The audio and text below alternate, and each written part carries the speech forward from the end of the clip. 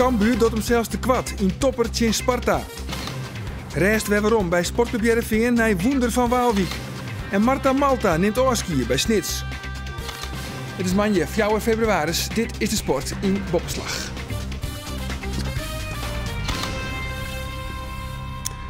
Goeien, in de komende 24 minuten wil je alweer heel nog bijpraten wat de wichtigste Friese sport van het oude weekend onbelangt. Nou is dan in de onderwerpen wie een week nog bij de basketbalwedstrijd Ares Chin Grace. Dat azen. Nou eerst het betellen voetbal. Sportclub Cambuur hoopt het binnen nou en 2 weken de opvolger van trainer Alfons Arts te presenteren. Dat zei Gerald van den Belt, juster naar de Vlendewedstrijd in Sparta. Er zijn nu nog 2 man in beeld voor de functie. En naast trainer moet de Nijman ook de rol van technisch directeur invullen. We hebben gesprekken gehad met een 4-tal trainers en we gaan nu met 2 trainers verder van die 4. Het waren alle 4 goede trainers, goede gesprekken. En we gaan nu een tweede ronde in met 2 van die trainers. Dus er zijn er 2 afgevallen. En dat zal volgende week plaats gaan vinden. Hakken jullie dan ook de knoop door? Nou, we zullen dan wel de knoop doorhakken voor wie we gaan. Daarna heb je natuurlijk nog een arbeidsvoorwaardelijk gesprek. Met allerlei andere randvoorwaarden. Dus dat duurt nog wel even daarna. Maar dan is het wel de bedoeling om volgende week de keuze voor een trainer door te hakken. Ja, en dan de wedstrijd van juster. Cambuur verleer maar 1-0 bij Sparta. Maar die uitslag die bepaalt geen recht onder verhoudings. Want Cambuur wie volle beter, maar liet nooit om te scoren. En Sparta profiteerde daar in de ultieme slotfase optimaal van. Topsport is per definitie oneerlijk, wat willen zijn. De spelers van Cambuur kunnen daar zijn juster over mij praten. Want ze domineerden de wedstrijd, maar vergeten te scoren. En Sparta, dat de hele wedstrijd achter de feiten oorrent, toch dat wel. 4 in blessuretijd. Kun je het geloven dat je vandaag verloren hebt? Nou, eigenlijk nog niet helemaal, nee. In principe zijn we een beetje bestolen hier. Of hebben we onszelf bestolen, het is maar net hoe je het bekijkt. Daar had Bakker volslaan gelijk in, want Cambuur docht hem zelfs te kwad toch net te scoren. Kansen daarvoor komen er wel, benamen in de eerste helte. Dit is Wout Drosten, die vindt Michiel Hemmen, maar Pellat sluit in het paad. De allerbeste kans is voor Erik Bakker. Het begint met balverlies bij Sparta. Adnan Tigadouini onderschept. En dan een prachtige paas op de jibgaande Erik Bakker. Die komt eigen met de keeper, maar zijn stift gaat oer. Het bloed 0-0. Ja, die moet erin, 100%. Ik wou hem stiften, maar die bal die stuitte net wat op, ik weet niet. Maar die moet er gewoon in en het gebeurt niet, dus dat is jammer. Ek de naaibloed Cambuur de boppel is in de partij. Er wordt knap spelen en enkele mooie aanvallen opzetten. Hier krijgt De Leeuw de bal voorom van Hemmen en dan de paas op Tigadouini. Die had wat ruimte voor de actie. 2 man voor de goal, maar hij gaat voor eigen succes. En dat is spietig. Het is frustrerend voor Alfons Arts. Al die kansen, maar geen goals. Maar dat kun je alleen bij jezelf zoeken. Dat moet je niet bij hun zoeken, dat moet je bij jezelf zoeken. En het is gewoon jammer, de manier waarop je gespeeld hebt. Dat je dat zelf niet beloont. Pas in de tweede helte komt Sparta voor het eerst driegend op de helte van Cambuur. Het schot van Belhassani wordt blokt, maar dan Steve Nieuwendaal. We zien Scott Soes het door de goal van Dennis Telgenkamp. En daarna komt Cambuur weer. Maar De Leeuw vergeet de stekpaas te gaan op Hemmen en dan moet het via een omwaai. Erik Bakker jouwt de bal mooi onder de actieve Tigadouini. Tigadouini mooi het schot, maar ook dat gaat door. Hij is wat ongelukkig met zijn acties. Maar de Leeuwters bluwen maar terug in. Wout Drosten brengt de bal bij Erik Bakker. Die laat hem waarom op Lucas Bijker. Schot van richting verloren en dan zit het echt net mooi. Cambuurkeeper Dennis Telgenkamp had dan werkelijk weer nog niet te dwan. De enige keer dat hij in actie komen moet is hier op het schot van Bilate. Hij had er een antwoord op en uiteindelijk werkt Lucas Bijker de bal voort. Maar verder had Telgenkamp een snipperdaai. Maar één handeling stiet hem likwijls nog te wachten. Een bal uit het netvisje van Gijs Luiring. Eén moment van verslapping achterin, het Cambuur fataal. Die bal die schiet, maar volgens mij schiet hij door en Luiring volgens mij die kapt de bal binnen. En, het is toch heel ongelooflijk dat ons dat weer in de laatste minuut overkomt. Ja, want wat gebeurt er op zo'n moment? Ja, dan kunnen we naar de grond zakken. De hele wedstrijd beter, of tenminste sowieso gelijkwaardig. En gedeeld is ook wel veel beter, denk ik. En dan we moeten onszelf gewoon veel meer belonen. En dat hebben we wel vaak gehad dit seizoen, dat dat dan niet gebeurt. We moeten nou niet in de war raken van dat we verloren hebben. Want ja, als je beter bent, verlies je ook wel eens een keer. En dat gebeurt. En dat is heel erg jammer voor iedereen, voor de supporters die mee zijn en voor ons. Maar we moeten verder en we kunnen ook verder met het voetbal dat we gespeeld hebben, denk ik. Dus, Het is alleen zonde dat je dan in blessuretijd zoiets weggeeft. En dat hun met de overwinningen er vandoor gaan. En dat is gewoon heel erg zuur en dat is moeilijk. Dat is moeilijk te verkroppen. De stoorn dan in de Jupiler League. Sparta, dat is de nieuwe kopridder, had 1 punt meer als MVV, maar wel 2 wedstrijden meer spelen. Cambuur bleef op het 4e plak staan, maar had 2 wedstrijden minder als Helmond Sport.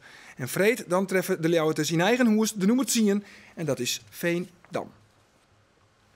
Sportclub Heerenveen had de eerste uitoverwinning van dit seizoen te pakken. Arone Vreed water mij 1-0 woen van RKC Waalwijk. En daardoor klimt de ploeg van trainer Marco van Basten 1 plak op de ranglist en zit de ploeg nu op het 14e plak.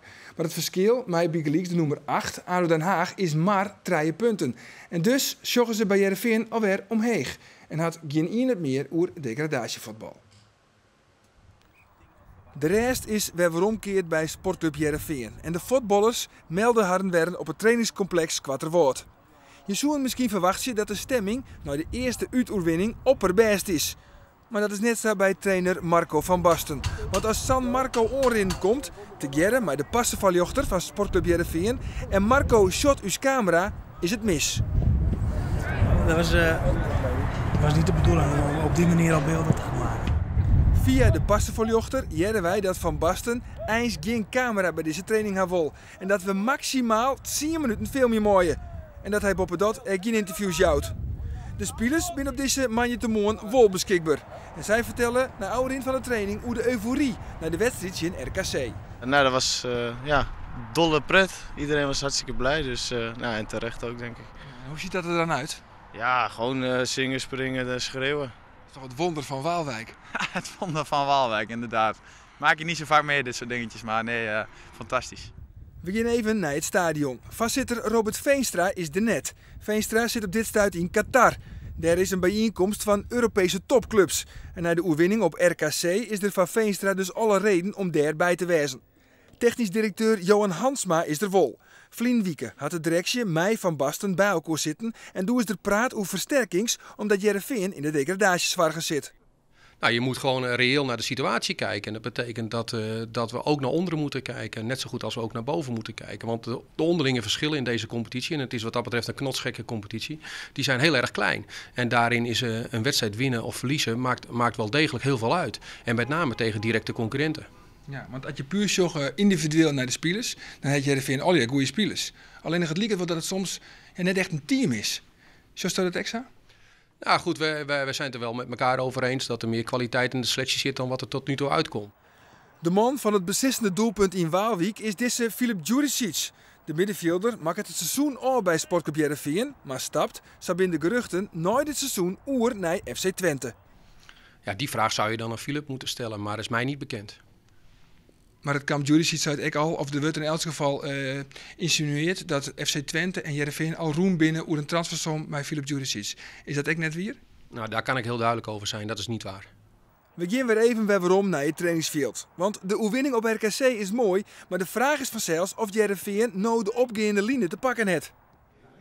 Ja, dat dacht ik eigenlijk toen we ook tegen Vitesse wonnen, dat we eindelijk weer de stijgende lijn te pakken hadden. En daarna hadden we ook weer 2 wedstrijden waarin we niet onszelf waren en de maximale punten behaalden. Dus stijgende lijn. Ik denk nu dat we gewoon een goede weg zijn ingeslagen. En dit seizoen zal nog best wel veel met ups en downs gaan, maar dat hoort er nou eenmaal bij. En uiteindelijk draaiden de wedstrijden maar om 1 ding en dat zijn die 3 punten en hoe we dat doen. En op welke manier, dat maakt het op mij dit moment niet zoveel heel erg uit. Nee.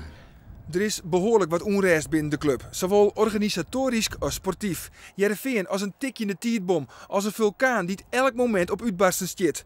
Maar de spelers krijgen daar net een heel soort van mooi. Als jij in de kleedkamer bent, dan merk je dat niet echt. Eigenlijk wat ik als onrust, dat hoor ik uit de media en niet binnen de club. Dus wat dat betreft valt er wel mee. Nee, ook niet de 5e kolonne misschien en sponsoren die ontevreden zijn of de erevoorzitter die wat roept. Of krijg je daar eigenlijk als spelersgroep heel weinig van mee? Ja, ik krijg er weinig van mee. En ik denk ook niet als je voetballen daar te veel op moet letten. Dat zijn randzaken en dat is niet heel erg belangrijk. En dan zitten de 10 minuten erop. Van Basten jouwt het teken. En wij verlieten het trainingsveld. Na 3 verliespartijen op Riegen in de competitie snakken ze bij Ares weer naar een overwinning. Benamen het verlies van Vlien weekendje in concurrent Zwolle die zeer. In de beker helle Ares deze week de hele finale en dat willen de basketballers een goed vervolg Jan. Geen makkelijke objecten, want Grains kwam dit weekend naar het Kjelladikje.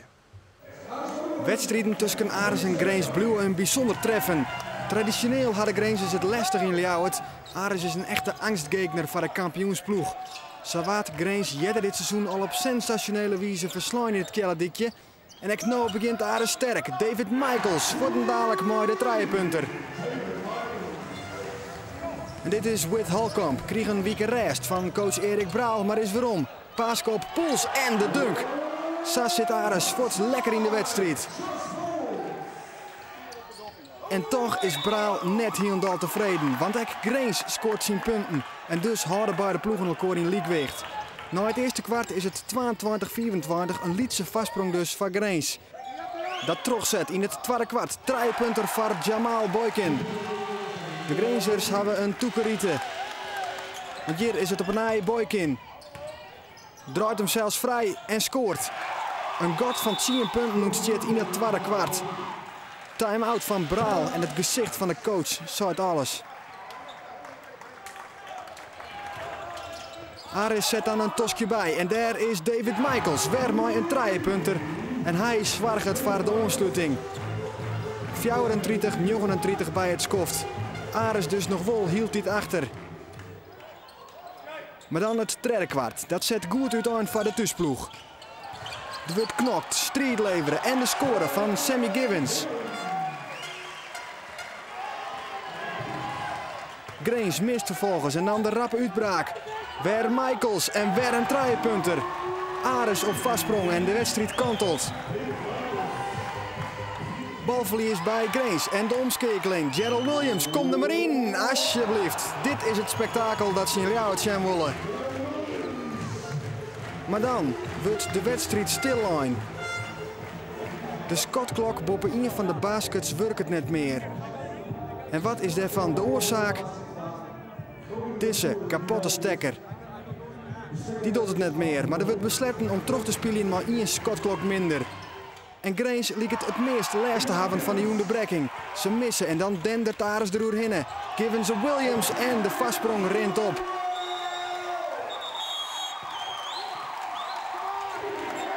Grains beziekt het vanzelfs nog wat waarom te dwaan. Jason Durisso scoort wel, maar hield dit had Ares een antwoord klaar. Het god is slaan en dat wordt maar succes vasthouden. Kerazi, naar Givens, naar Michaels en weer een score.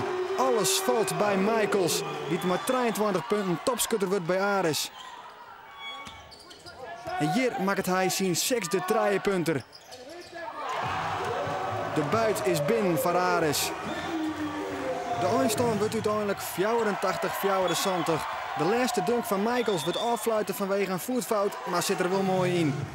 Ares wint voor de tweede keer dit seizoen in eigen huis van Grains. En coach Erik Braal is tevreden. Ik vond het een hele mooie wedstrijd, heel intensief, met veel intensiteit gespeeld. Dat is ook reclame voor het basketbal. Is dit wat u tot nu toe heeft gemist? Nee, want zo hebben we wel vaker gespeeld, of delen van wedstrijden gespeeld. Maar nu konden we die concentratie wel opbrengen voor de 40 minuten. En dat was ook nodig, want anders hadden we het niet gewonnen. Tegen Groningen spelen is altijd sowieso gewoon bijzonder. Gewoon. En ja, de fans waren gewoon echt super. Gewoon, zij stonden gewoon de hele wedstrijd achter ons. En ja, dat gaf gewoon een extra boost. De staan dan in de Eredivisie bij het basketbal. Den Bosch gaat onder leiding met 39-23, dan Leiden, Grains en Zwolle. En op de 5e plek vinden we Ares met 24 punten. En morgen dan al speelt de formatie van trainer Erik Braal de uitwedstrijd Tjen Weert en dat is de nummer 8. Marta Malta speelde sneuntejoen haar laatste wedstrijd in het eerste van de volleybalclub Snits. De 28-jarige midspelsters verruilen de volleybalziel voor de intensive care afdeling van het Martini ziekenhuis in Grains. Een portret van een van de belangrijkste speelsters van Snits. Marta Malta, een begrip in volleyballand naar het senior topsport. Maar ik herkent toch haar patiënten in het Antonius ziekenhuis. Ik heb soms wel eens patiënten die, hey, jij bent toch die volleybalster? En dan zijn er niet eens mensen die specifiek volleybal volgen, maar die gewoon Omroep Friesland af en toe kijken. Ja, dus dat is wel gebeurd, ja. Marta Malta werkt nou dus nog in het Antonisch ziekenhuis in Snits, maar ze verhuist naar het Martini ziekenhuis in Grains, waar ze op de intensive care werken. Ik wil eigenlijk de opleiding tot spoedeisende hulparts gaan doen. En nou ja, IC-ervaring is gewoon echt een pre als je dat hebt. Dus dit zie ik als een tussenstap. In die tussenstap wordt naam heel waai het seizoen. Jouw had geen scheve gezichten bij teamgenoten bij Geliks. Ik heb geen enkel geluid opgevangen van dat mensen zeggen van goh, jezus, nou dat kan je niet maken en waarom halverwege het seizoen dan doe je het er niet. Maar dat komt ook denk ik omdat ik voor dit seizoen heel duidelijk aangegeven heb bij de TC en bij de trainster van ik wil best nog een seizoen doorgaan, maar ik weet niet precies hoe en wat met mijn werk. Stel als ik een kans krijg halverwege december of zo, of ik kan in opleiding of ik heb een nieuwe baan die ik heel graag wil. Ja, dan kies ik daar misschien voor.